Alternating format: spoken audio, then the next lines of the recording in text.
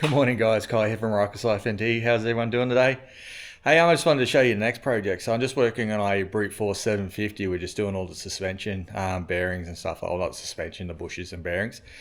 So this is where we're up to. So pretty much everything is, got to put bushes in that, bearings in here, grease these bushes, bearing. Yeah, assembled all that back up. So this is what we're up to. So we've kind of just pulled the whole, teared the whole bike down. So the first thing I've got to do is put the four-wheel drive actuator back in, and then once of that I've got to look at what we're going to do here. So if you have a look at that, see how much that moves? So I've got to work out how I'm going to fix that. So I've actually bought a longer bolt. So I've got a bolt that's probably about this much longer, exactly the same size, and I was thinking about welding just in here another bit of plate with a 10mm hole on both sides, and then I'm hoping once I've done that it'll hold it all a bit nicer, because that little bit of play at that end makes the wheel look like it moves heaps. So first thing we'll do, we'll get started. We'll put that actuator back on and go from there. So I've just been looking at the actuator. What we might do is actually look at trying to fix the slop in these holes first. Just got the slop in the holes here first, because the actuator sort of sits right there. Because it's going to take up this room, it's going to make it difficult to try to weld in that extra bit of plate there. So we'll get onto that first. Yeah, I'll just start making the plate, and then we'll see if we can try to squeeze it or make it try to fit into that section. And yeah, just tack it in. Maybe just weld it there and weld it there. That should be good. So I've just got myself, I got a bit of 5mm flat bar I bought, and that's what I'm going to use. I got some new bolts. There's a high tensile 8.8 high tensile bolts, and I bought this is a brand new drill bit. I'm going to put this on the drill bit. We're going to drill the holes for the bolts, make sure they fit, and then once they fit, we're going to look at trying to cut this bit of plate to fit into those grooves on the bike, and then just tack them in, and hopefully that keeps a little bit more durable. I was just going to weld the holes in and re-drill them, but I thought we'll just make it like this. I'll just tack these in. I think that should just hold it, especially if I can get the hole in that little housing, and see how it goes, and hopefully that'll make the bike a little bit more smoother when you drive it and don't get that so much play in the wheels.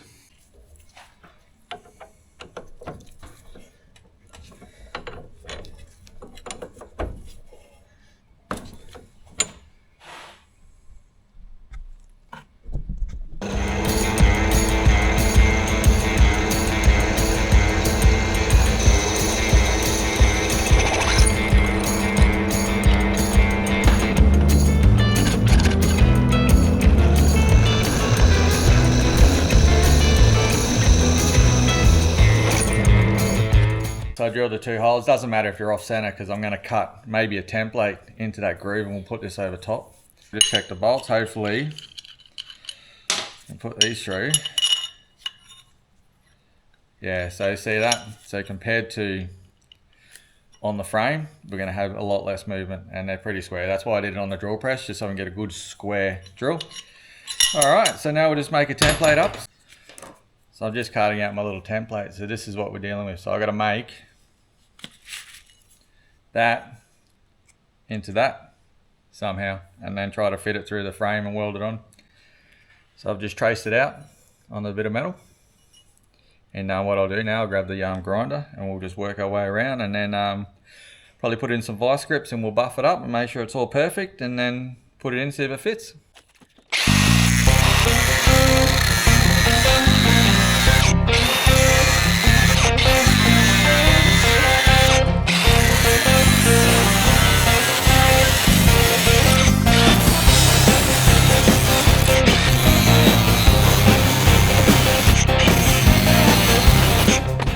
Just going to change over to the buffing wheel now.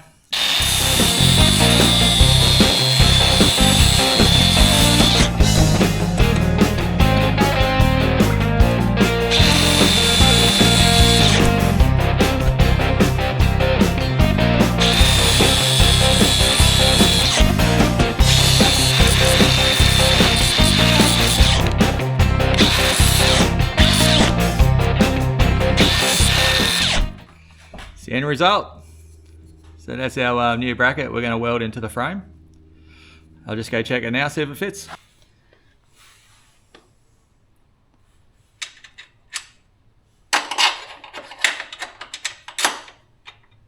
Right, so I'll just weld that in there now.